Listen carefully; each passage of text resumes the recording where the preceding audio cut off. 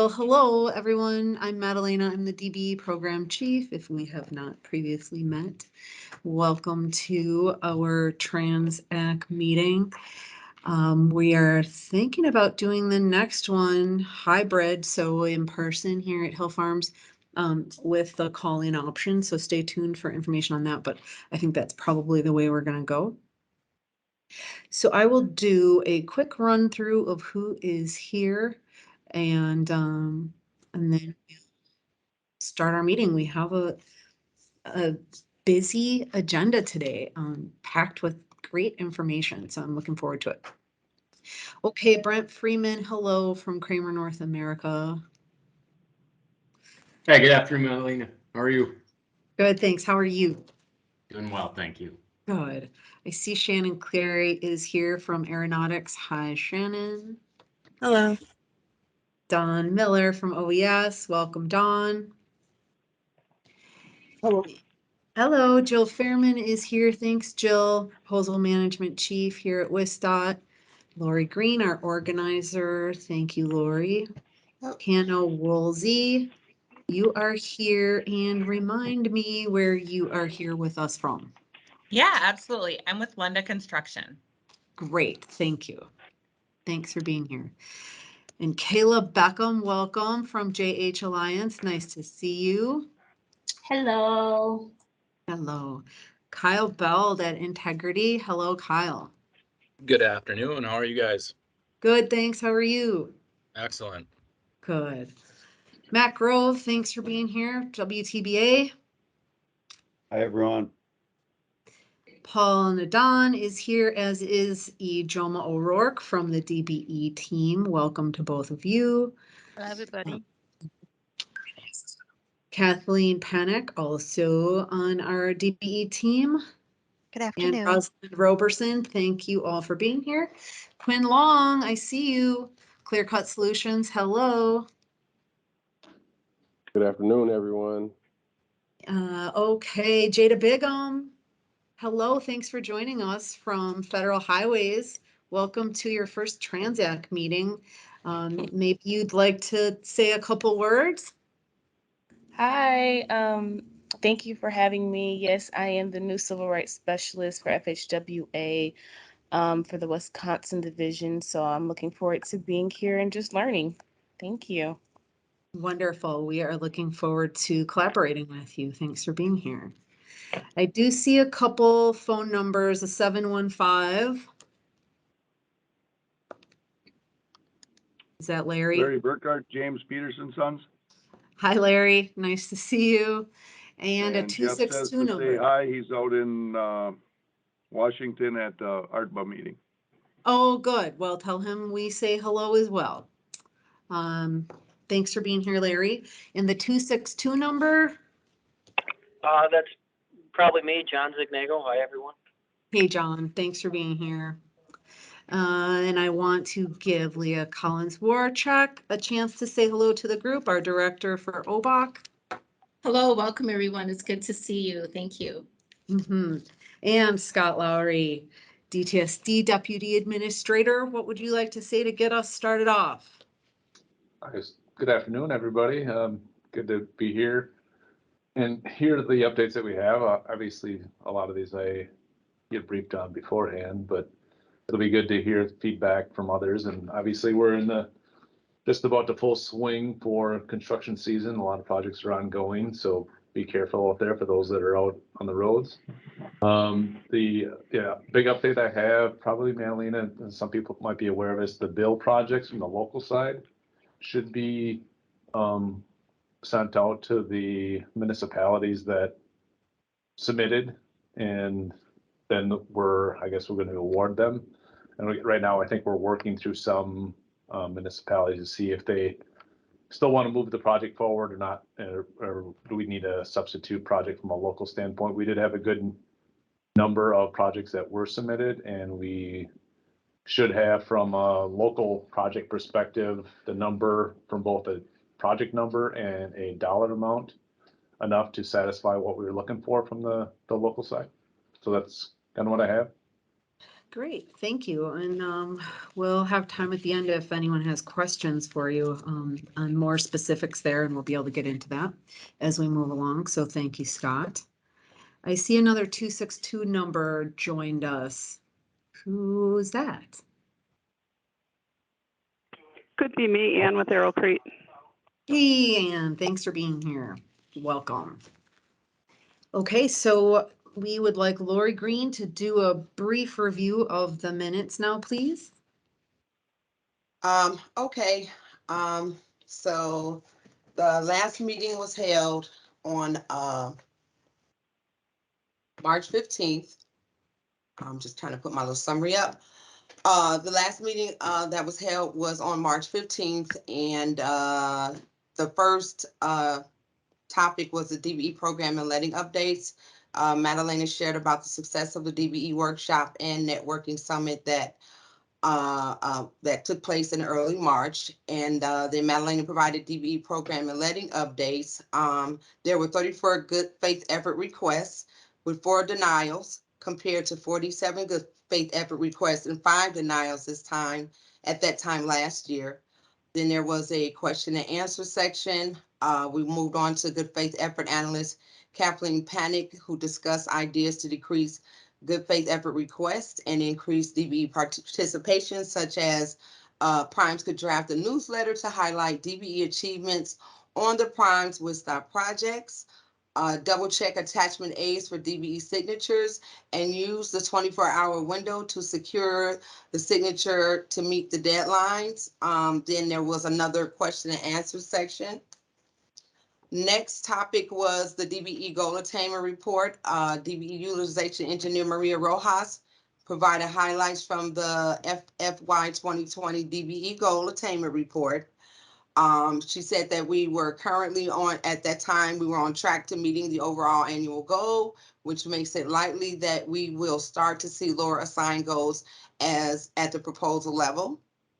Then more discussion took place on that topic. We moved on to industry issues check-in. Don Miller stated that the first 8 construction mentor protege, he gave an update on the mentor protege pairs, and that the first 8 pairs have made it to the 2-year mark, with some will continue the program and others will leave per the MOU. Consulting pairs and new construction pairs are being reviewed for 2022. NAMAC Representative Ugo stated that the idea of primes providing feedback to DBEs about their quotes would be most helpful. Woodstock Transit Representative Becky Soderholm announced the Transit Bureau will be sharing information about their 3-year DBE goal during the May Transit meeting. Madalena stated that the DBE office is also focusing on new DBE recruitment and work area expansions for certified DBEs. And OBOEC Director Lee Collins Wordcheck thanked the group for attending the meeting, and the meeting closed at 2:26. That's it. Thank you, Laurie. Does anyone have any additions or edits to recommend to those notes? Not seeing any hands. So can we have a motion to approve, please? Could be anyone. Motion to approve, Madalena. Okay, we have 2. So one of you go first and the other one goes second. It's Sarah with Integrity. I didn't hear you call me earlier, but I just wanted to say hello and I approve. Hi, Sarah. Thank you. Welcome. There, and then the other was that Scott Lowry. I heard a male voice. Yes, it was. Okay. Thank you. Thank you, Laurie. We can move on. I have very brief updates myself about DB program because I want to give others a chance to delve in a little bit deeper. What I can say is that we have begun meeting with prime contractors, and we're hoping to be doing that throughout the summer as schedules permit. We want to give an opportunity to further collaborate, have some one-on-one time to ask questions. It's a first opportunity for us to really be back out in the field with people, sitting around a table talking. So we'll be doing that. Stay tuned for more information. And we also want to be looking at doing that with DBEs and having some DBE roundtables. For anybody who had attended the CBG conference recently, they had organized a roundtable for DBEs to just talk about and share their experiences, what's been successful, what hasn't, and other resource people were there who could offer some input about next steps, business development. We were there. So just making sure you're aware of those kind of efforts that we're able to start focusing on now. And as we get into the discussion further, Laurie will share the efforts she has been undertaking for outreach. So it's an exciting time for us to be getting feedback and taking action on the input that we're getting. So, of course, as the season picks up, then it depends. It's others are impacted as to how much they can participate with us, but we're laying great ground. So happy to share that. We had the May letting recently, and I think Jill is on. So if you have any questions for either of us, we're both here. We did have one non-responsive bidder, and that was due to a misunderstanding in what they read for documentation that was required. So we continue to see improvement in that area of almost all bidders being responsive, and where they're not, it has been generally that they need to get more information.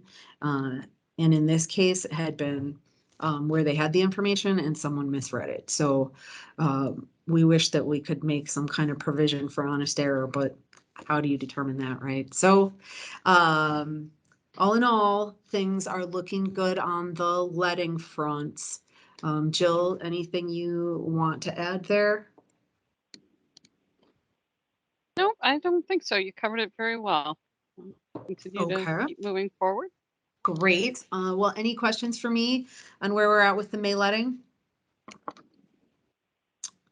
I don't see any, so I'd like to actually bring Kathleen in at this point, and she can share where we're at with our good faith effort, progress in general, where we're at from this letting, and then we'll move into talking about GFE rubric updates. All right. Thank you, Madalena. Sure. I am going to share my screen with the group, and what you see on the screen right now is a GFE report that I keep track of, and I track a couple of different data points. And I'd like to point out that this report that we're looking at is through April 2022. So it does not incorporate the May information. At this point in April, we have 35 approved GFE requests as opposed to 43 GFE requests at the same time last year for fiscal year 2021. For the month of May, there were 6 GFE requests that are still under review. So again, this incorporates all information through April. And then this is just shows a chart again, tracking, looking at the progress with the GFE requests that we've had, 35 as opposed to 50 total last year for fiscal year 2021. And then another data point that I look at is the region data. So if you look at column M, and I realize this is in somewhat small print, I have the results from fiscal year 2021. And if we're looking at the region data here, we're looking at the number of awarded projects and then the number of approved GFE requests within those awarded projects per region. The North Central region and the Northwest region are trending a little bit higher than fiscal year 2021, but the remainder of the regions, Northeast region, Southeast region, Southwest region, are trending lower. And there was a fairly large decrease so far in the Northeast region, which is good to see. Last year they were trending at 60%, and right now they're at about 25%. And then the second data point that I'll share in this report, again on a region basis, is looking at what the assigned DBE goal average was per month, and then looking at what was achieved. And if we look at each region, the total, which is the average of these columns, all regions are trending above, meaning they have exceeded their the assigned goal. So for instance, even in the North Central region, even though they had 4 GFE requests and they're trending a little bit higher than last year, they're also achieving, exceeding the assigned goal average, and which is good to see. They exceeded by 2.63% so far. And again, other regions you can see exceeding the average, the DBE assigned goal average. So that's just a quick snapshot of how we track GFE, GFE statistics through the region and then each month with the lettings. So any questions on this report before I go into the GFE rubric? Okay. All right, I am hearing none. So I will share my screen. And Madalena, I didn't know if you wanted to just present an overview first, and then I can go into. Sure, I can do that. Other. Okay. Yes. There we So go. yeah, there we are. And so basically building also on what Kathleen was just sharing with the GFE data, what that does help us see, while we have not yet eliminated GFEs or minimize them to a large extent, we do see that in general, goal setting is realistic, as overall we're exceeding what was being set at the project level. So that is good news too. And to see that effort is being put in there to go above and beyond and include and incorporate DBEs where possible, because the more neutral participation we get, the lower we will then be setting those upfront goals. And so you will see that moving forward as well.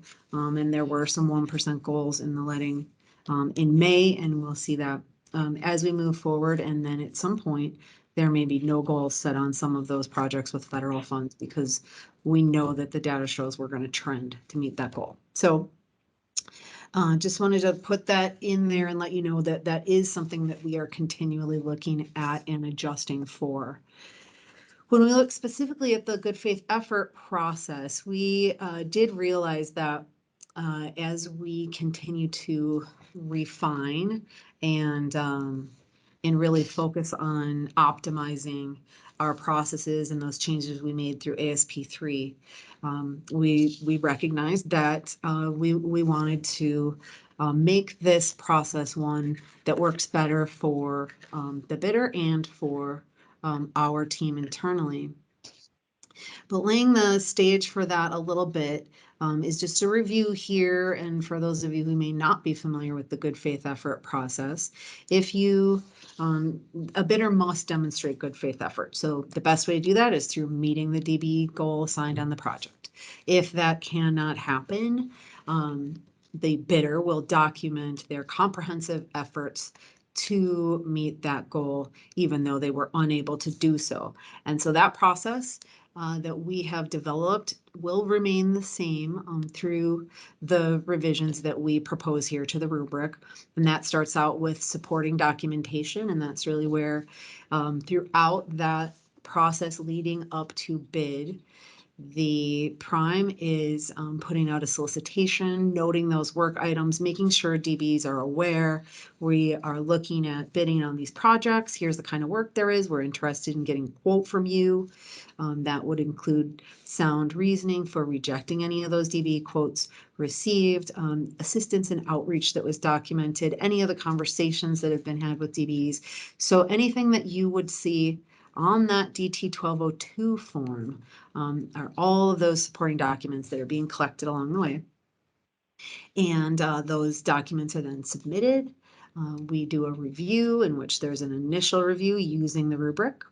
Then there's a team review with decision. And then that decision, if approved, we move on, let the bidder know that their request was approved. If it is denied, then the bidder has a chance to appeal that through administrative reconsideration. And if we go that route, then an independent reviewer who did not participate in that initial review would be doing that analysis, and their decision then is final. So if they decide to uphold the decision of denial, that cannot be appealed any further. If that denial would be overturned, then with respect to the DB commitment, that project could move forward towards award. So this part of the process is all the same. So everything that we have been doing and discussed here and shown on the screen is not being proposed to change. What we're looking at is revision to the rubric. So with that, Kathleen, I think it's a good time for you to share where we're at. Yes, thank you. Thank you, Madalena, for that update and review. So what I'm showing on the screen right now is the rubric that everyone is familiar with. This is the rubric that has the rating categories across the top, and then the 7 categories that pertain to the DT 1202 with the additional category of other GFE activities. So again, just a brief overview. Currently, there's 175 points available. Scoring 55 points or above puts you in a position of approval. Again, it is that 2-step process or that 2-phase process of the initial review and a team review. So a couple months ago in February, at the end of February, we had a meeting with industry, and what we look to do is actually simplify the current rubric into something that feels like a natural progression. We felt that, the prime contractors have made, good progress in understanding what we were looking for. And this particular version of the rubric is what we presented, and we received some good feedback. So this rubric is simplifying it by, taking out all of the rating categories, just going to one column where one column, each of the categories gets rated on a color scale of green, yellow, or red. And then again, there's that the additional category at the bottom. And from this feedback, we looked to incorporate the feedback that we received. One of the important pieces of feedback that we received was actually having feedback on the actual rubric form. So, which we thought was great. And so I, put that column there to indicate the feedback that would be specific to the GFE request. We added a couple of more examples here in documentation of other GFE activities. I added a couple of more examples of what could qualify. And then in the rating scale here, again, there's 2 versions or 2 levels of approval.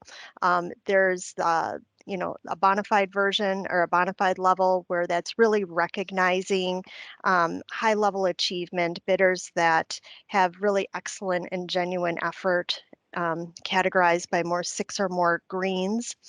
The second level of approval is sufficient, where there's 5 or more categories color-coded green or yellow. And then there is a GFE denial, which that would be 4 or less categories, color-coded green or yellow.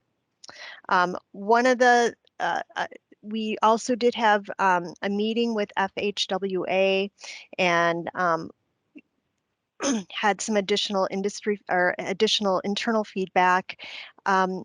We are looking at the 2 categories of solicitation and sound reasoning, of those being required, meeting a green or a yellow rating.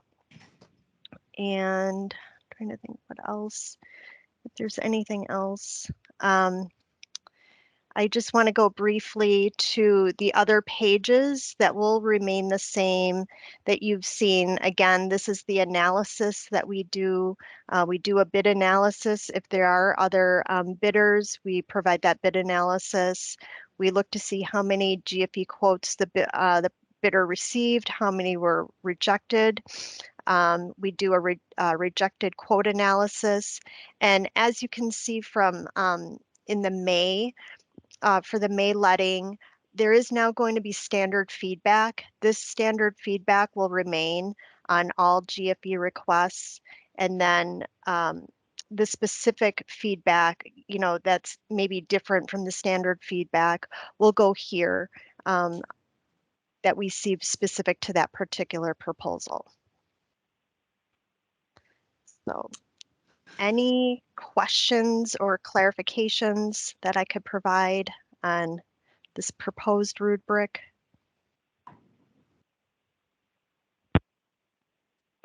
Is the feedback for all GFEs received or just for the GFEs of low bidders? I'm not sure I understand the question. Is this John? Yes, yeah. So is it for everyone that submits a good faith evaluation, or is it just for the low bidder gets the feedback? So I can answer that. Yeah, okay. Yeah. So same as now, John, if you're the apparent low bidder, that would be the rubric we would complete. But we will still do them at the request of bidders at any point in the ranking, at which once those are posted and when you reach out and ask, we'll still do those. Got it. Thank you. Mm-hmm. Hello, this is Ugo with NAMEC. Were there any input from DBE firms?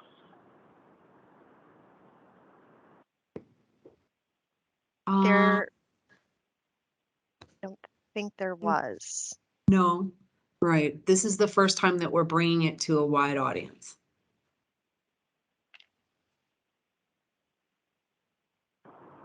I'm sorry, was that no? Right. This is the first time we're bringing it to a wide audience.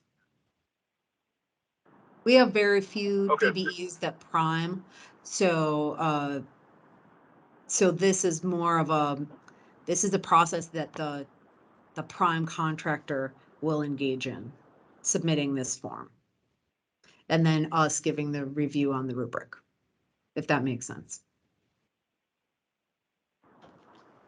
Yeah, my apologies. I'm traveling between appointments, so sure. No, I then you can't see it.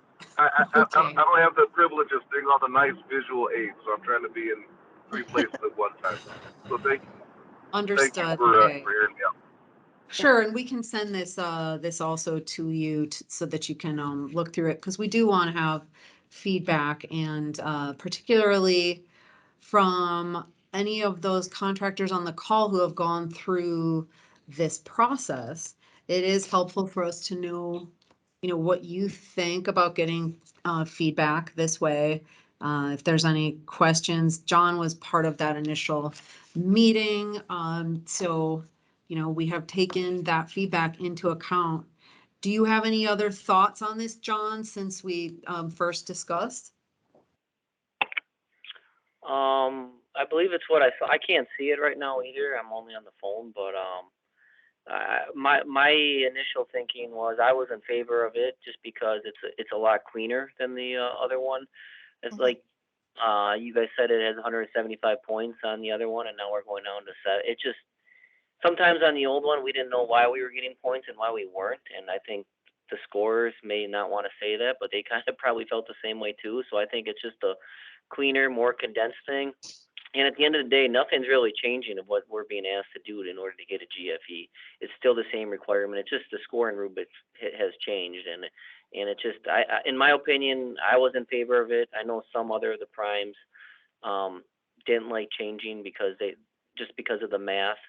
They saw that now you have to get 4 out of 7 versus 100 out of 175, and they thought that was a downside. They also just became familiar with the new rubric, but I mean, I think the cleaner something can be and shorter the better. That's just my personal opinion, but I was all in favor for it, for whatever that's worth. Thank you. Yeah, thanks for sharing some of that other input that we had gotten. I'm trying to remember who else was on that call. I know Matt. It was JR and Jeff. And JR, right, yes. And Jeff then- isn't here, Larry is, but Matt was there, I believe. I was on Madalena, and I think that most of our discussion was there was some concern about changing because of the just in general, some contractors were feeling comfortable with where they were at and how things were being scored, and there obviously will be some concern when you make a change. I think the overriding concept is if there's more feedback provided and consistency with this new process, then in the end, that's good. But I guess time will tell. I guess we'll find out how many good faith waivers are rejected or whatever, or if there's, we'll have to work through it. Right. Well, one of the things that Kathleen has also been doing now for the past few months is to color code as we move along. You could talk about that a little bit, Kathleen. That might be helpful. Yeah, in any GFE requests that I've received, I believe since late last year, I believe I started doing this maybe in December or so, is I have been overlaying a color on the score itself. If you've scored a 5, or if there was an absence of documentation, or if it was deficient, that there was a red in the square as well. So hopefully that's given the primes who had GFE requests some sort of baseline of what I'm looking at and what the team is looking at, and are we considering that or a green, a yellow, or a red. And, again, to reiterate, just talking about the red category, the red category is really considered a warning, and it can mean either that, whatever was submitted was deficient, or that there was a void. And this was either a missed opportunity or the opportunity didn't exist. So hopefully that's just a way to call attention to a certain category, to take a look back at, either what you did, or understand where the void was, and hopefully address that in any future GFE requests. Kathleen, can you talk a little bit more about the focus on the green or yellow in those two categories of solicitation and sound reasoning? Yeah, and with these two categories, they're very important. And speaking about solicitation first, solicitation, I think, in my opinion, is really the foundation of any outreach that you're having with a DBE firm. And so I've placed some effort on, making sure that there are resources that the prime contractors have. I provided examples of what would, might look like a way to revamp any existing solicitation, and taking a look at all the different ways that prime contractors choose to solicit their services. And, what I found in looking at this and speaking with prime contractors throughout the whole entire state is that each prime contractor does it a little bit differently, and I think that's great. You have to find what works for you, but I've encouraged all prime contractors that I've talked to look at their existing solicitation, look at how it can be improved, look at, the type of information that they're putting out there to the DBEs, and really highlighting, why they're a good partner for DBEs, and, and highlighting the partnership that they have. So I think solicitation is very important, and that's why we're asking, or we're requiring, that be a green or a yellow. And then again, with sound reasoning, this is obviously very important. This is what, this is the success of the DBE firms, why they're awarded. It's taking a look at number 5 on the DT 1202 and really understanding, if you are rejecting a DBE, what type of rationale that you're putting there. And so we're putting a lot of emphasis on going back to the DT 1202, going back to number 5, and providing evidence that, providing evidence that the rejection reasons are sound reasons. Is it past performance? Is it their business experience? Is it, are they being rejected for maybe because of a safety record, their business ethic or integrity, their technical capacity, or other tangible factors? And so, and it's also looking with the intent to award, there's a quote analysis tool. It's looking at both the percentage difference and what that dollar difference is, and ultimately, what that dollar difference means to the entire bid overall. So. Because again, to reiterate, all of these efforts are being put in to hopefully avoid needing a good faith effort request. So all of this work that you're doing along the way, we hope, leads you to being able to utilize DBs to the highest extent possible. And if not this time, then hopefully you laid the groundwork to be utilizing that DB in the next round. Maybe you realized an issue with a quote, and in between the next bid, you can follow up with them and have a discussion. And they can then also come to us and use some of our internal resources to help them understand how to do bidding and estimating, plan reading, those types of things that if we all are working together, we're helping support the process overall. I see, Scott, you have your hand up. Yes, Madeline, the question I have is, when is with the revision, when were you implementing this? I don't know if I missed that or not. We did not say that yet. We are looking at the October letting. So in between now and then, probably in August, September area, we would be doing some outward communication and training on the changes to the rubric. Okay. Thank you. Yeah, thank you.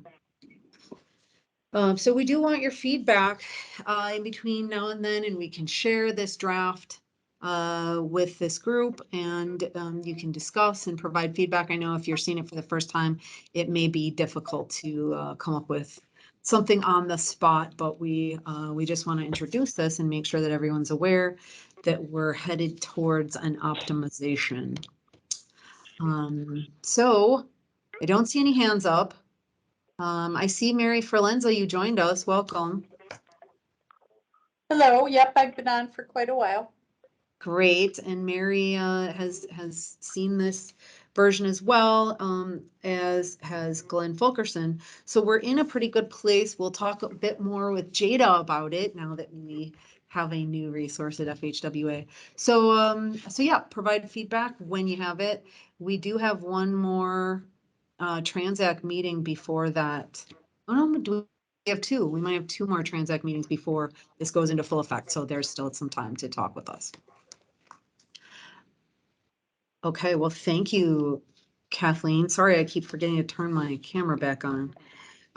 Thank you very much. If you all have questions, any questions for Kathleen when we go around, it's at the end here, you'll have another chance to ask. And now, Maria Rojas, are you here? Yes, I am. Wonderful. Well, thank you, Kathleen and Maria. Would you share the attainment report, and we can take a look at where we are at towards our overall goal attainment? Okay, thank you so much. Good afternoon, everybody. I am Maria Rojas. I am the utilization engineer of the DBE office, and I am going to share my screen. to show you it was.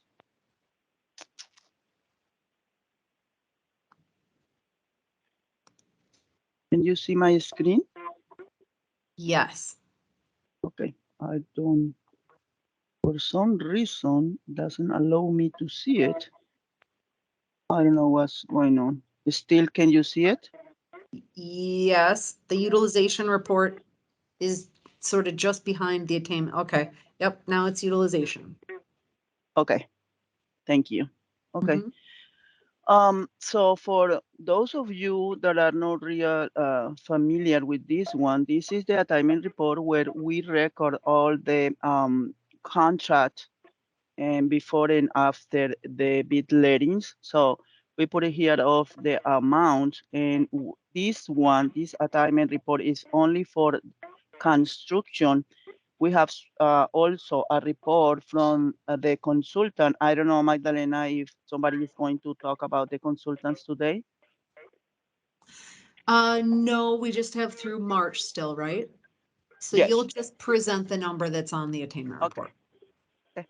So yeah, this is the way that we record, like I was saying. So here we got Sorry, Maria, it's on the consultant report still. Excuse me? The consultant report is still showing. It's showing on my screen? Yeah, consultant. There we go. Now you're back to utilization. I don't know what's wrong. It's weird here on my screen because I don't know what's wrong. Okay. I don't see. What do you see now? The the consultant report is back up again. Maybe you can just Okay. X out of that and it can't come back. So it look like I have this screen as the primary now. Now do you see now the attainment report? Yes. Okay. Sorry, I don't know. Something is weird here on my computer, but okay. So I was saying that this is the place that we record all our data from previous the bid letting and after bid letting. Here we have all the contract amounts and the DVE amounts with the whether it is conscious or is neutral at the time of the bid, but also we work with the modifications. We also report here the modifications every month, and we have here the amounts about it. So with that, let me see if I have here. Yes. This is the way that these are the requests that this is, everything is up to March, the last day of March, even though the approvals, some of the approvals were made on May, but those are the data from March, the request from March. So these are, so far we have, these are the additions and these are the reduction. And so far we have 12.4 millions of dollar for just the modification. So here we got, these are the same value that you can see here. And here we have all the combined information. These are the federal funds for construction and consulting. And here we have all the consultant commitments that they came from that report from the consultants team. Maria. And yes. Maria, I'm sorry to interrupt you, but since there's a number of people on the phone, would you mind just saying the numbers as you refer to them too? And then those people who can't see it will know. Oh, I'm sorry. Thank you. That's okay. Thank you, Magdalena. Thank you. Okay, so for federal funds and construction and consulting, we have 694.1 millions of dollars. We have DVE commitments for consultant. This for consultant, the data that we have so far is up to March, and that is 17.5 millions of dollars. Construction, which include everything that was approved by the bid letting plus the additions, under construction is $73.1 million. So the combine of construction and consultant already is $90.6 million. What does that mean is the overall attainment report that we have, the estimate or the project, I will say better, the projected one is in total of 12.41. We have reached already 13.05%. And with that's mean on the partial, we were projecting to have 8.14 on conscious and the overall, and we already reached 8.24%. And for the neutral, we were projecting to have 4.27%, and we already reached 4.81. Again, this information is combined construction and consultant. Construction is everything up to March 31, but on consultant is only to, so yeah, it's only to,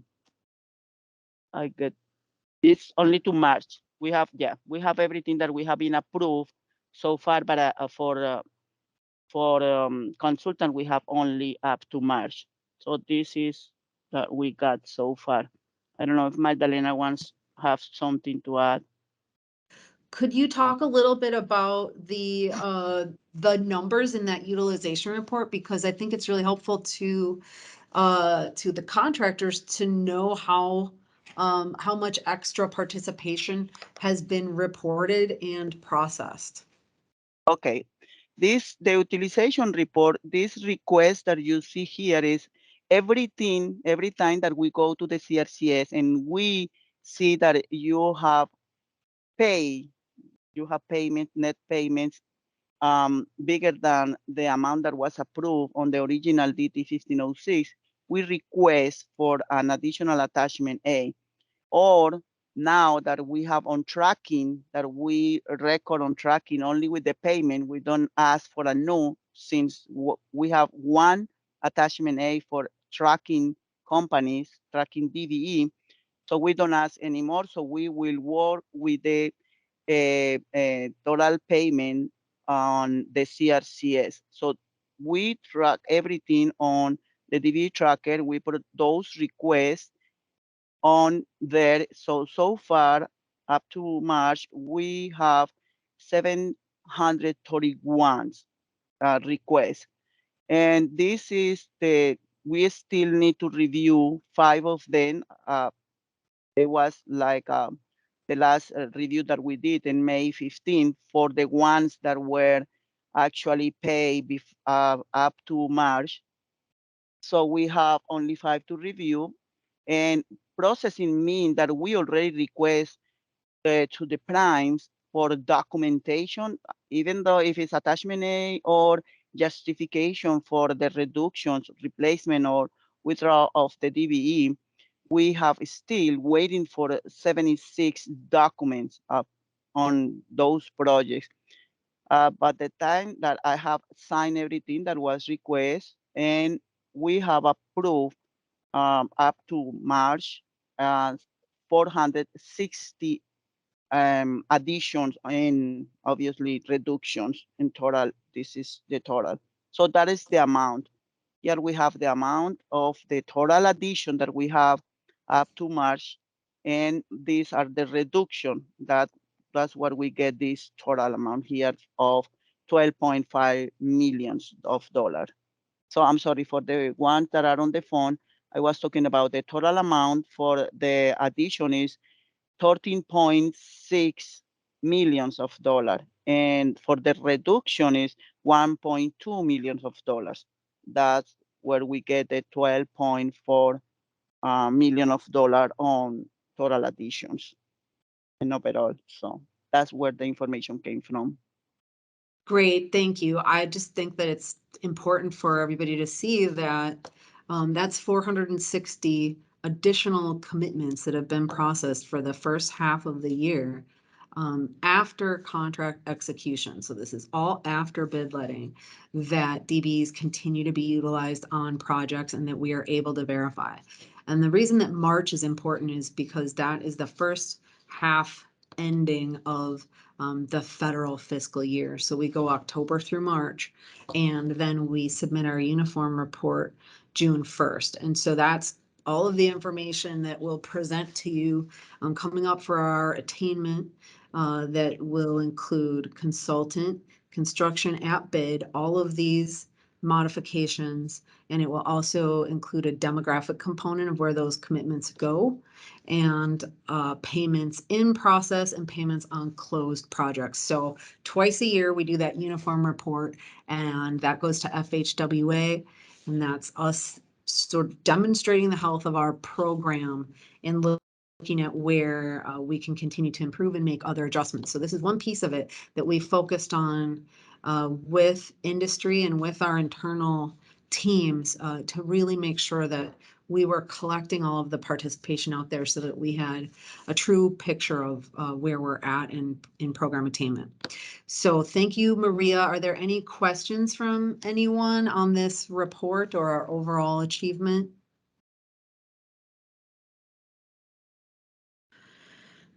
Okay, well then at our July meeting, we will be able to present the actual uniform report to you and give you more picture of where we're at overall formally submitted for that first 6 months. Thank you, Maria. Okay, Becky Soderholm, did you join us? You weren't here earlier, but are you here now? Ah, there you are. Yes, I Hello. was here earlier, but I don't know if my name was showing up. So Okay, yeah. Oh, you know what? There's this see more button, and I don't think I pushed it. I'm sorry. Okay. Okay, I see Natalia Vega is on too, and Sarah at Integrity. I'm sorry, you all. Welcome. Okay, so Becky, with transit, though, you'll have to say your title because there's so many other words in there with the harbors, etc. But you're here to share the overall annual DBE goal, so the triennial for the transit portion of the program, and to get that out there for public feedback coming up in this next period of time. So hand it over to you to go into that.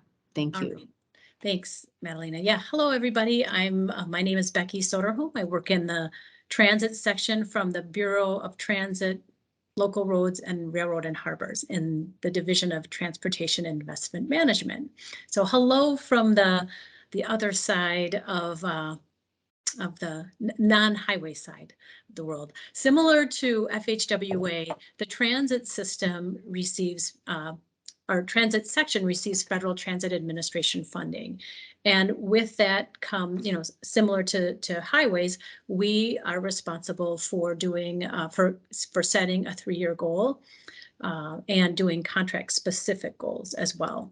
So what I have done is worked with the program managers in the transit section and Madalena's office to analyze our contractable opportunities over the next 3 years, and then analyze goal options by looking at the data and past participation and past bidders in the current 3-year goal that we have and in the past goals as well.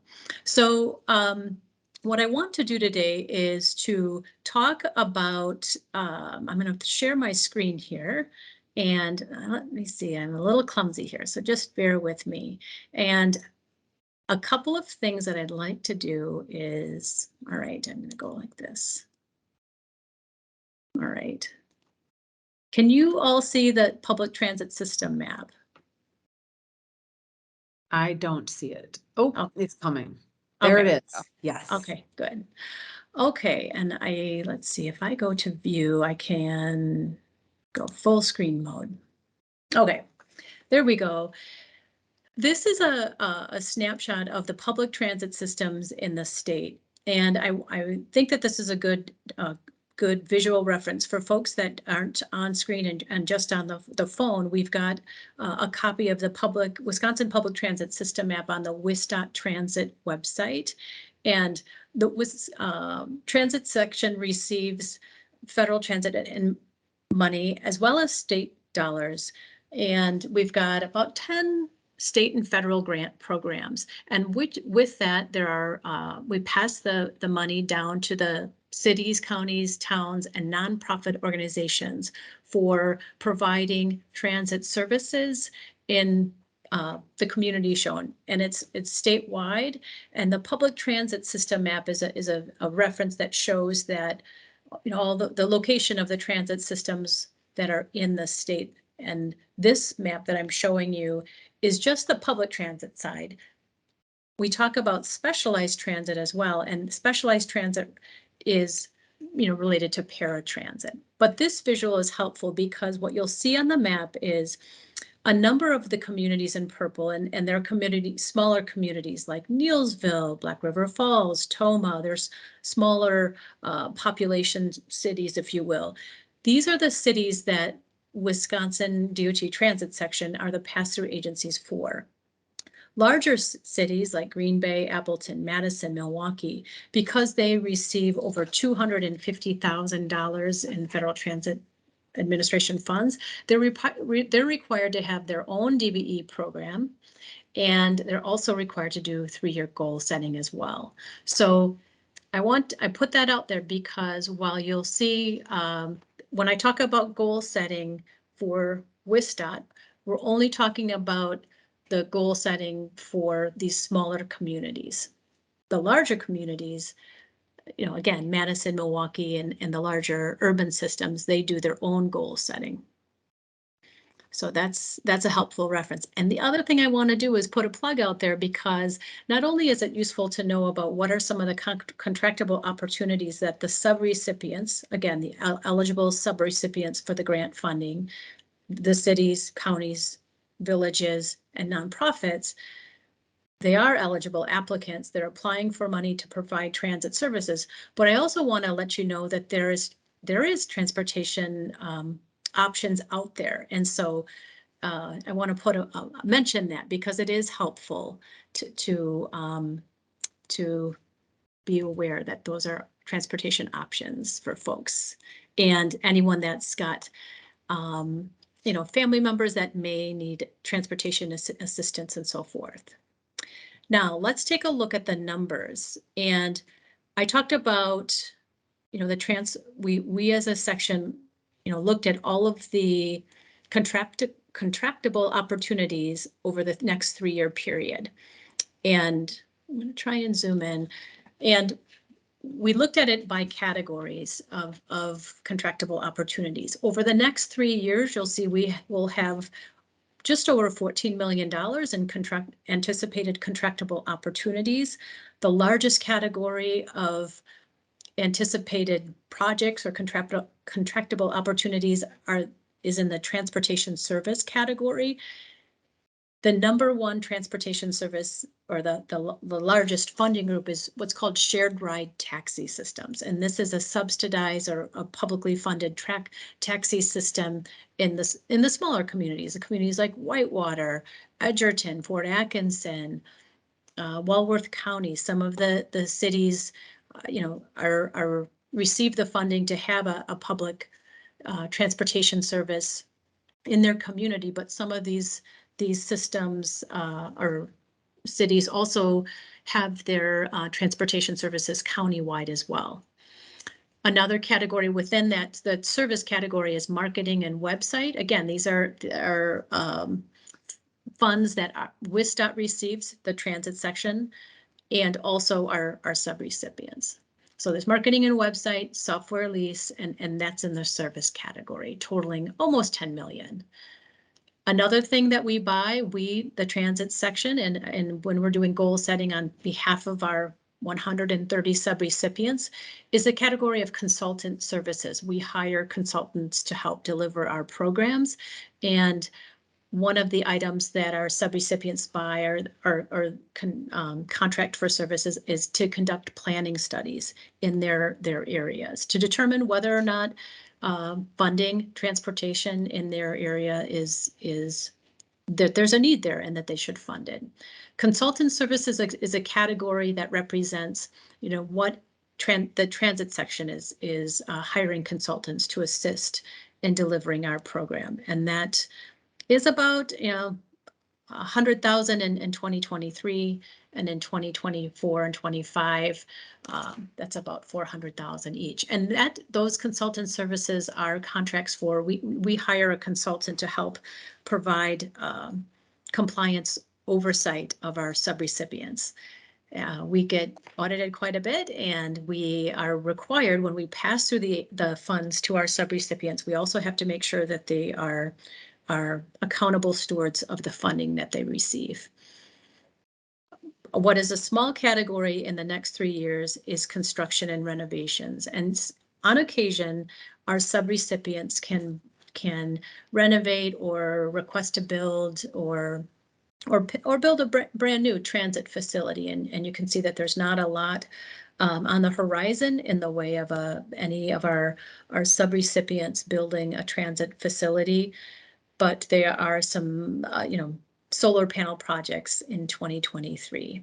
Not a lot, big dollars there. And the final category that our subrecipients are, buying, if you will, services or supplies is equipment and supplies. So that's for vehicle parts and maintenance, office equipment and supplies, and some communication items like radios and surveillance and things of that nature.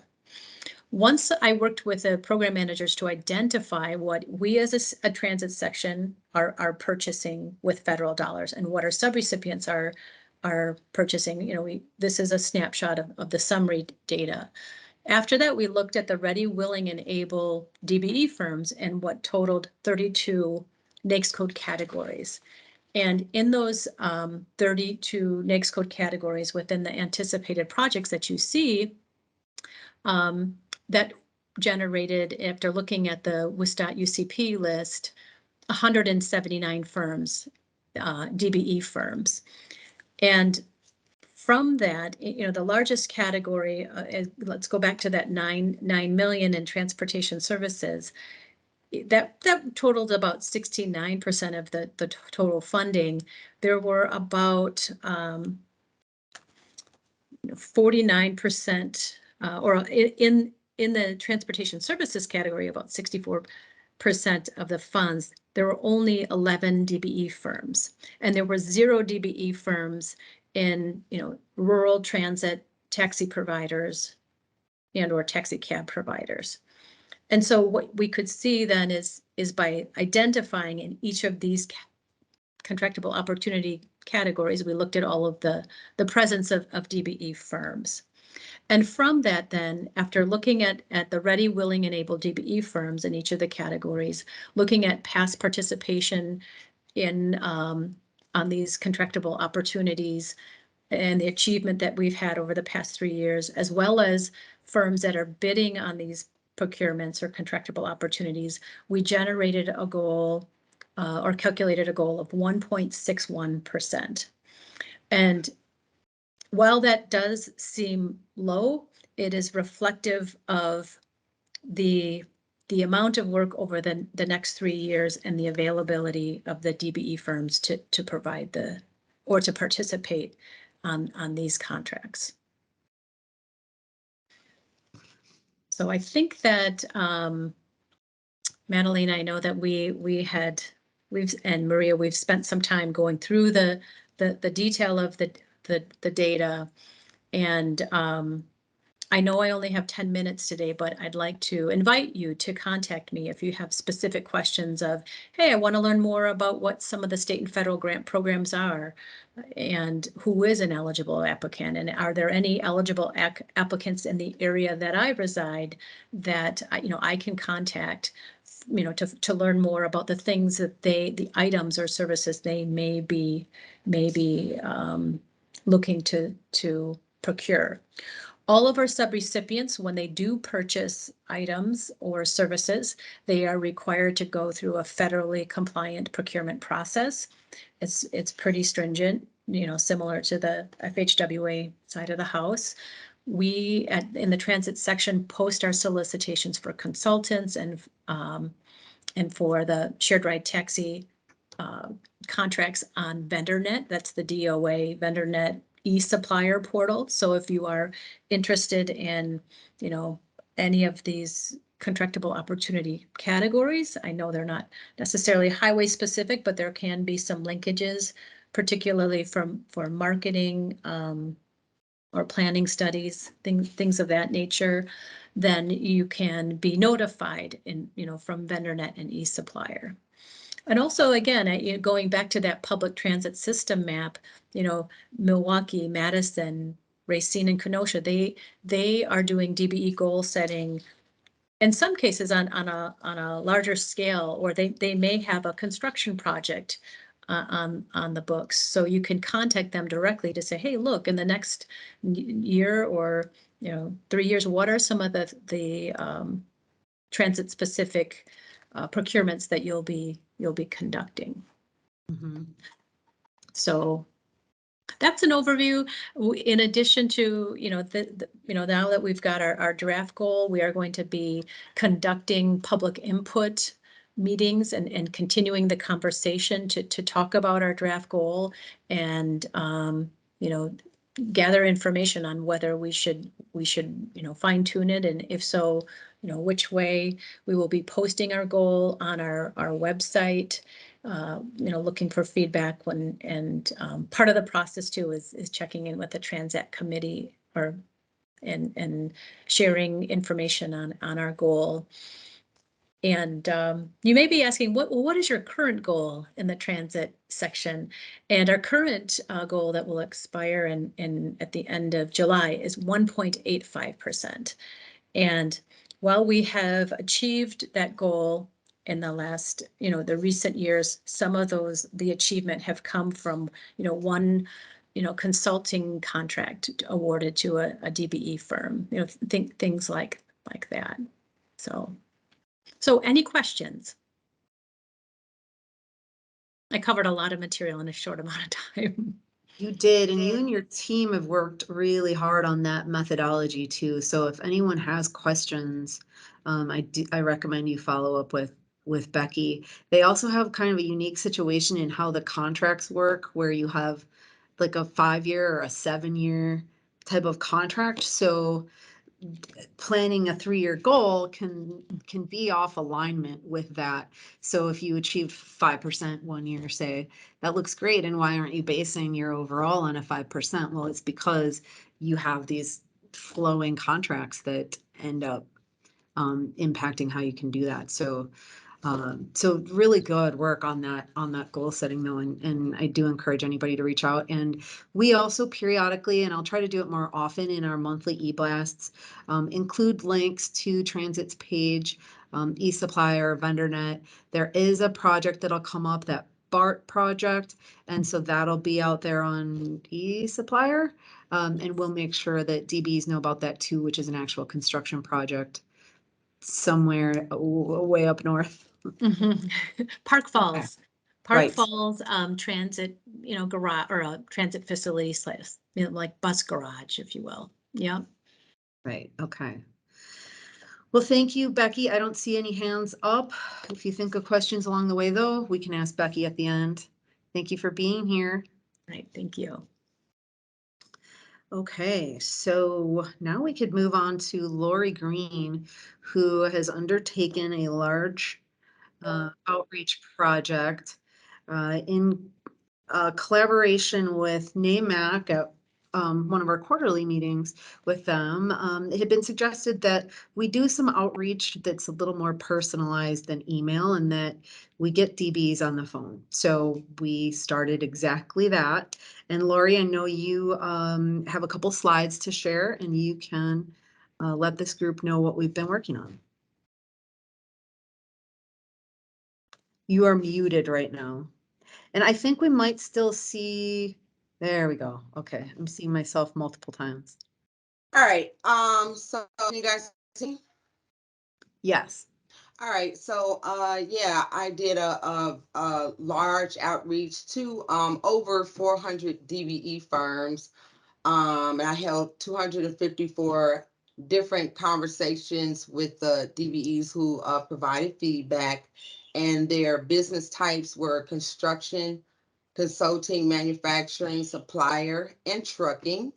Through those conversations with hundreds of DBE firms over the responses were consistent in these areas. So these are the ones that I'm highlighting. I just would notice continuously having these topics and questions and concerns come up throughout the phone outreach. So questions and concerns such as why bids are rejected by primes, how to submit a successful bid, how to gain standing in the industry without having an opportunity to work, basically was what was being said or shared.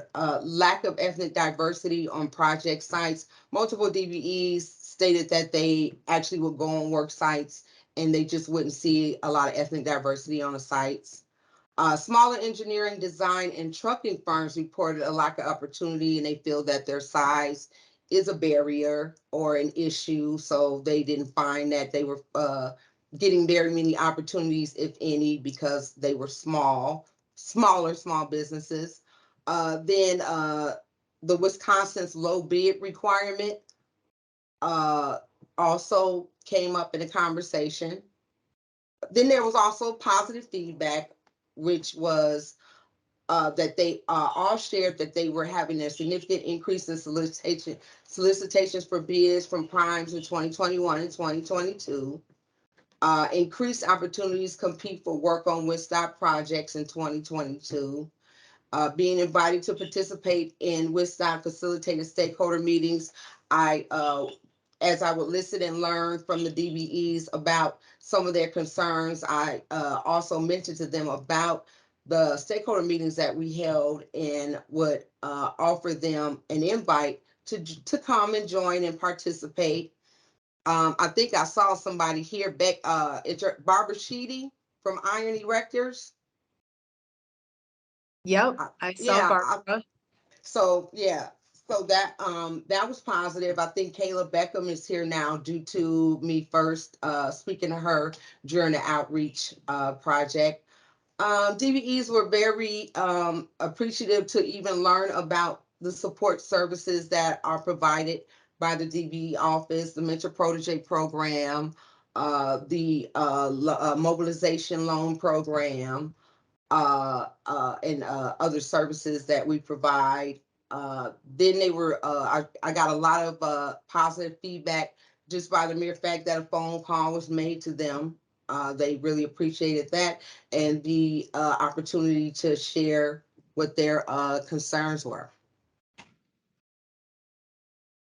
So, great, thanks, Laurie. I know another area that you were able to focus on was the NAICS code expansion and getting people in touch with the right people on our team if they were looking to expand their work areas.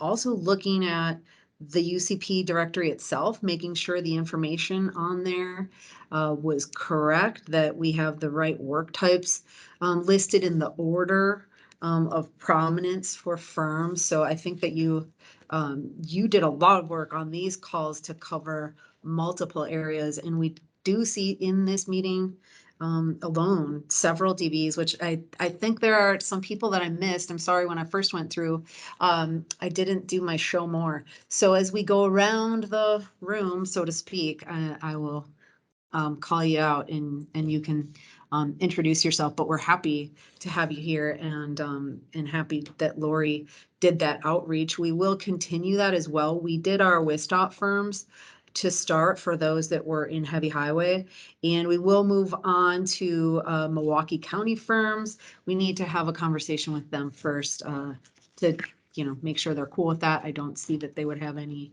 opposition, but we'll just letting you know how we decided to approach that, since it's a big number of firms to call all at one time. Okay, so any questions for Laurie? No questions? Okay, well, because I'm gonna go around to everybody shortly here, you have an opportunity to think of a question or comment. Thank you, Laurie, for sharing that. And we can provide more of those highlights to anybody who is looking for more information as well. So we are at the point of the meeting where we do industry issues and check-ins. I think what I'll do here is just as we get to you, if you are representing one of those industries, then please share your industry insight as well as any personal insider information that you do want to share. So I will start with John Zignago, your phone number 1. Any questions or comments, John?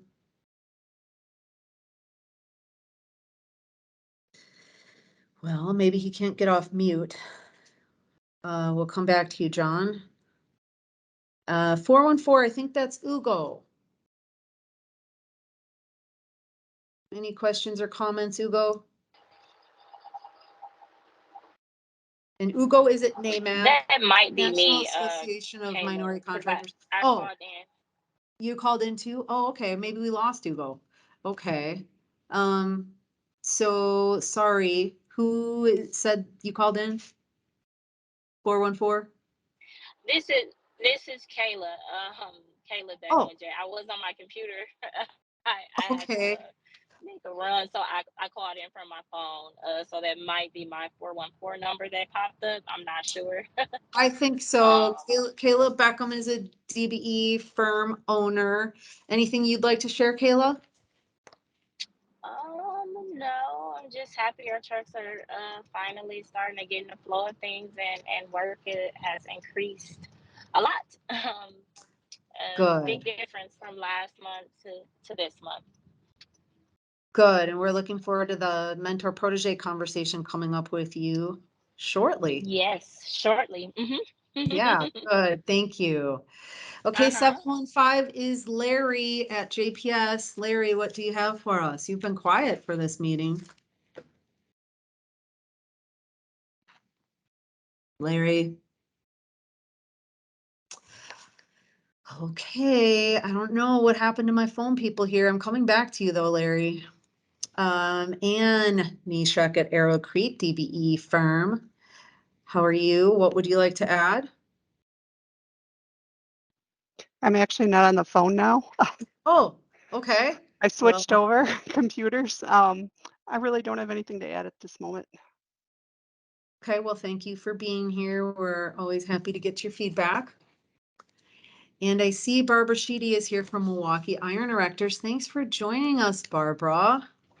You betcha. Thank you so much. I'm kind of new to this DBE thing. So thank you for the invite, Laurie. Really appreciate it. It's kind of like drinking from a fire hose. So might have some other questions, but super great opportunities. I think I'm going to be reaching out to actually Becky.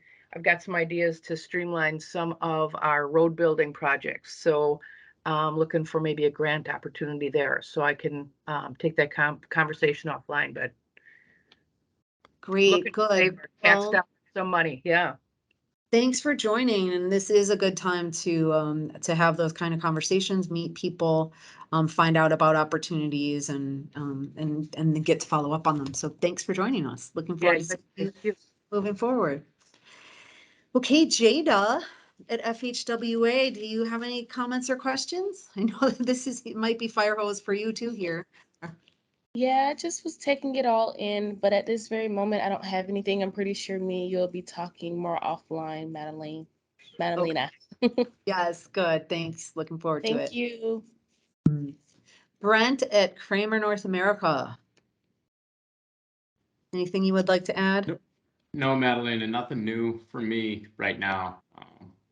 No, Okay. good to go. Thanks for the meeting today. Absolutely. I'm sure it's getting busy over there for you. Shannon Clary at Aeronautics. Any questions or comments? No, I'm just listening in, and I'll probably be announcing our goals at the next meeting. Okay, great. Just stay in touch with Laurie and she can get your materials included. Okay, Don Miller, anything from you for OES? Yeah, I'd just like to mention that I think it was mentioned earlier, the mentor protege program, the construction 8 pairs are wrapping up this summer, and we are looking for new mentors and new proteges. And Benji Hayek is kind of leading up that program. So you may get calls to be help with that program or be a protege for that program. So jump at the chance if you get it, because it's a great program and we've had a lot of success with both mentor and protege enjoying a lot of benefits on both ways for this program on the construction side. And then also the consultant side is going to be underway as well. So just wanted to mention that. Great. Thank you for bringing that up.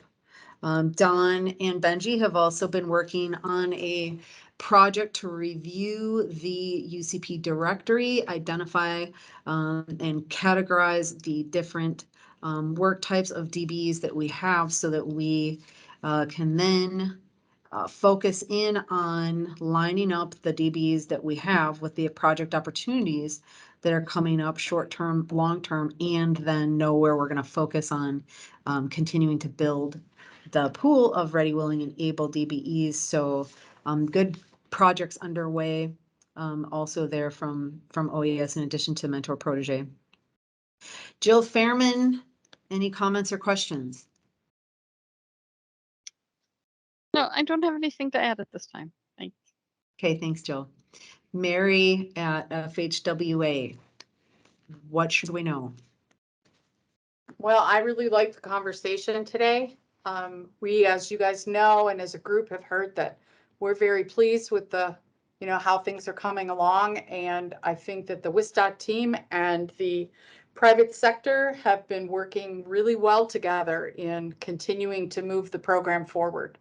And we're really pleased to see that and continue to support any way we can. Also very interested in the numerous efforts that WISDOT's got going on at the federal and state levels with the various workforce efforts. Very important.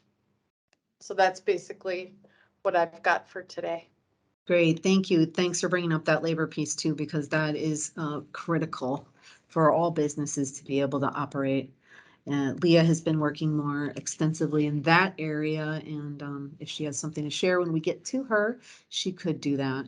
So thank you, Mary. Thanks again, Laurie, for your contributions. And Hannah Woolsey at Lunda, do you have any comments or questions? I don't. I'm just taking it all in, and I just appreciate the meeting. Thanks for joining us, and thanks for agreeing to be a mentor protege program participant as well. Mm-hmm. And I see Harvind joined us. Hello, my friend. Harvind is at Sing. It's a consulting firm. Nice to see you on the call. Yeah, thank you so much. I also thank you for allowing us to be on this call. So I'm learning how these work, and I'll continue to be involved. And I do want to, since you're going to talk about the Mentor Protege program, let you all know that our Sings Mentor Protege with Grafe on the design side is going very well. And Mary Beth and I pretty much have monthly meetings and have a strategy for increasing Sings capacity on the design side. So, because one of the things that's necessary and that's hard for smaller firms is the required training that new engineers need. And so we're coming up with a plan to add, that's part of our overall mentoring plan. So that's going very well for us, and we're hopeful that that will lead to more design work for us as well. That's great. Thanks for sharing that. And we'll make sure that you get the information on the Transportation Advisory Committee meeting that has a consultant focus too. And that meeting is quarterly. And so we want to make sure you know about that one where we focus more on the consultant commitments, achievements, opportunities. So if you were wondering here why we didn't talk about solicitations, or we kind of ignored the consultants, that is because this is more the construction side, but it is good, I think, to have some overlap so that consultants and contractors understand the various facets of the program, because they really work together. So thanks for being here. Thank you. And I see Marissa Modesto. Marissa, I'm not sure which company or organization you are representing, but welcome to you. Thank you. I'm actually also with Singh & Associates, so I work with Harvind. So I don't have much to add after she kind of explained our mentor protege and what we're doing with WISDOT, although I am very excited to hear of the opportunities that'll be coming, particularly with the increased federal funding to the DBE program.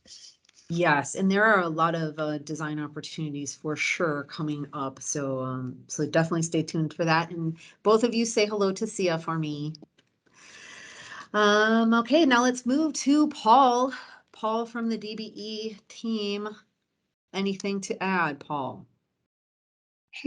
No, great. Just a lot of great information being shared. Nothing from my end. Just happy to hear everybody's voice today. Okay. Thanks. All right. Thanks for being here, Paul. Ijoma O'Rourke, who is our DBE coordinator for the bid lettings. Anything to add, Ijoma? Yes, I just want to add that in case you don't have access to eSubmit yet, please send your WEMS ID to the DB Alert box. Thank you. Thank you. And we have information on our website, contracting with the DBE, in the WISDOT web pages. Go there if you are unfamiliar with what Ijoma just said. Go find the instructions for eSubmit. Also look at GFE, toolkit, resources, ASP, 3 updates, make your bid responsive, as well as a host of new resources we added for DBEs. All of our workshops now from the last annual event are posted. So if you have not been to any of the DBE pages lately, please go check. Truckers, also go check over on the trucking link. We did add some links from the State Patrol, required elements needed for trucking, and some safety resources. So thanks, Ijoma, for bringing that up. Kathleen, anything else to add? Hello. Yeah, I just wanted to add a couple things. On May 3rd of this year, I did send out a reminder, an email with some reminders.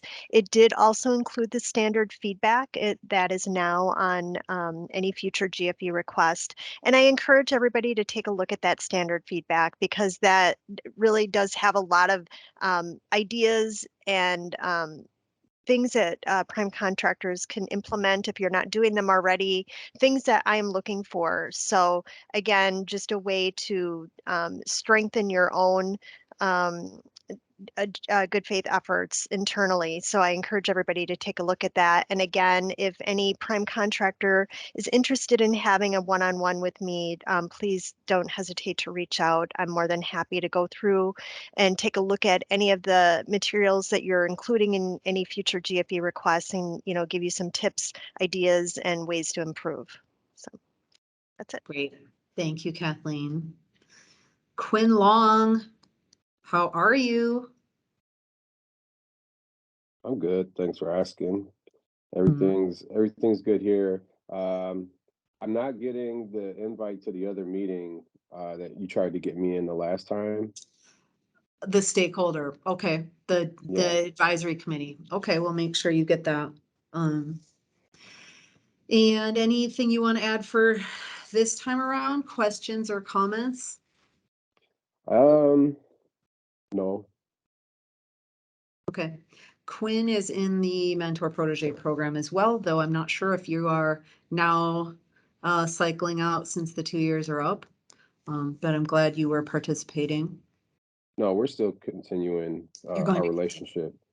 Yeah. Okay, yeah. Great. So they've been welcoming, very, very nice to work with. Good. I'm glad to hear that. It's reminding me to let any DBs on the call also know that if you're having issues with payments, reach out to me or my office. I've recently received some issues that were related to some aeronautics projects as well. Shannon Clary's on the call. I forward those questions on to her. So we do have prompt payment ASP4, go look at that. Relates to retainage as well. That cannot be withheld. So please familiarize yourself and let us know if you're having issues, because we will work with our compliance team as well to figure out what's going on and get to the bottom of it so that you are receiving payments. So Thank you. important. Yes. Okay, Rosalind Roberson, DB Support Services. What would you like to share?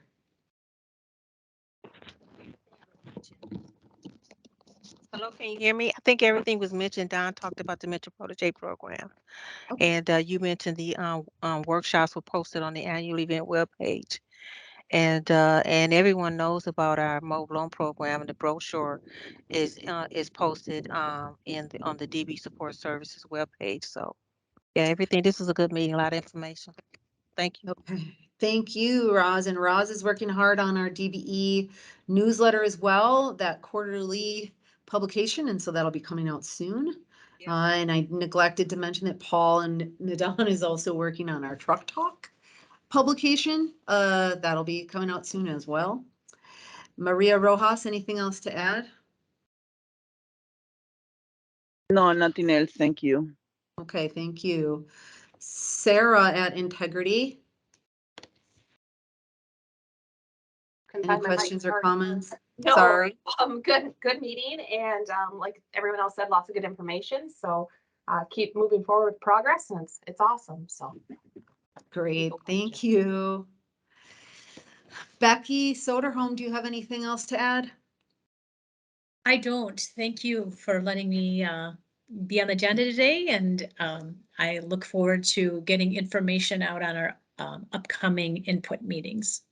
Okay, great. Thank you very much. Yep. Natalia Vega, see you here at the bottom of the list. Anything to add? Yeah, no, nothing to add. Thank you. Okay, thanks for being here. So I'm going to go back to John quick, just in case he wants to say anything. John Zignego. Can you hear me now? Yes. Hello? Hello. Do you have any questions? Hey, sorry, I think I got muted before, so I had to hit *6 to get unmuted. But no, I did not have anything to add. Thank you, though. Okay, well, thanks for joining. And Larry, we're going to give you another chance too.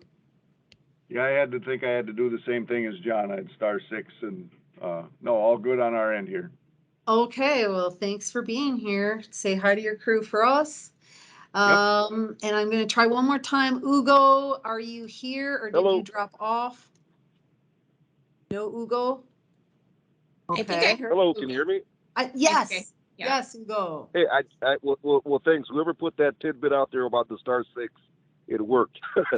I was muted too, so I've been, great information all around the board. And then also great presentation from Becky. Input I would say is the more visibility that we can have, or DB firms can have, small businesses in general, regarding those projects, I think that might be also beneficial, because obviously when we look at increasing DB participation, as we know, just because you're in one NAICS code, as Madeline, as you mentioned earlier, there's been our firm as many DB firms, as many small firms. We've expanded over the past couple of years. But so I say that to say, when we have visibility of these projects that are occurring, the more visibility, the more forecasting, the more I think our firms, especially our DB firms, can say, hey, let's invest in this area. Let's invest in this adjacent NAICS code and expand. We're not doing that right now, but we can. And especially when we look at increasing our DB participation in rural areas, I think that will be really beneficial. So that was just the 2 cents, but I think it was great information across the board today. Great, thanks for that. And I'm glad to have that *6 tip too. I will make sure I let callers know of that. Leah, what would you like to share? Sure. So I have a few things. First of all, thank you all for attending. We really appreciate this. We know it's very busy for you, particularly this time of the year. I'd like to welcome the new DBE firms. We're so excited to have you participate and share your feedback with us. So please continue to attend our stakeholder meetings as much as you can. Becky, I want to thank you so much for especially spending time walking through the goal setting methodology. I think you did a great job with that user-friendly language. I remember when I first learned how to do it and understand it. It really helps, I think, everyone understand, how we end up landing on those 3-year goals. So having you take the time to do that, and we would really love to continue to have you come to these meetings and talk about those opportunities as Ugo had indicated. I also would like to reiterate what Madalena said earlier, to NAMAC for, it's something that it's really important to do is I think using multiple methods to reach out to people and doing that just one-on-one conversation. And Laurie Green is the perfect person to do that. She's got the personality. She just has that instant connection with folks. And so it was just a natural fit to have her do that. And to be able to reach out to 400 firms, I mean, my gosh, that's a lot. And then get, over half of those responses and having people connect with you gave us a lot of good information. A lot of what we've heard, what was shared, we already knew, but we also learned a lot of new things. So we're excited to continue that outreach effort as well. And we're going to share with you at some point some some other outreach that we're going to do statewide in the fall as we prepare for that. So we'll hopefully share that with you at the next meeting. The other thing I wanted to indicate, I'm excited about the uniform report coming out because it is going to look great. I mean, we could have not done this without our prime contractors working so hard on reaching out to DBE firms. And we heard it in Laurie's feedback that more DBE firms feel like they have and they are experiencing those opportunities. So that's going to be reflected in our uniform report. Mary from Federal Highways mentioned that we are involved with some workforce initiatives, which we're very excited about. I think some of you may be aware that WSDOT received a Highway Construction Workforce Partnership Grant, and we will be launching our first partnership meeting in a couple of weeks. And we're excited to be able to work with some new partners, in addition to our trans providers, to look at more innovative ways to address the labor shortages in our industry. In addition to that, some of you may have heard that Tribal Affairs also received a Federal Highways grant for Native American re-entry as it relates to workforce. And I was just in the meeting prior to this, so that's going to be rolling out very soon as well, so we can tap into an untapped population there. And then lastly, related to workforce, our DBE Stakeholder Labor Advisory Group that's chaired by Joshua Johnson, who is the former state director of the Bureau of Apprenticeship Program at the Department of Workforce Development. He's now the director with the Jobs for the Future, Diversity, Equity, Inclusion, Accessibility National Hub, is chairing that committee. We are working on putting together a work plan with a whole host of partners to really look at some really out of the box creative ideas on addressing workforce. So stay tuned because we know that work is really important, that folks get work, but we also know that you need the labor to do the work. So WSDOT is looking at all of that. So we've been very busy here in the Office of Business Opportunity and Equity Compliance. Thank you, Madalena. Thank you, Leah. And for some closing words, why don't we come to you, Scott? I need to follow that. You did such a good job of summarizing everything. But all I can say is I'm really excited. I'm really proud of everybody and all the hard work that they're putting into these programs, because, I think Mary kind of alluded to it early on that we are making great strides. So I guess what I'm feeling is very proud of this group and how hard they work to make positive changes for everybody. So thank you. Thank you for that. Thanks to everyone who presented. Thanks to everyone for making time today to be here with us. And we will release you now to no doubt go out frolicking. I'm sure everyone has the afternoon off, so enjoy the sunshine. Bye, everyone. See you soon. Bye-bye. Thank you. Bye, everybody. Bye. Bye, everyone.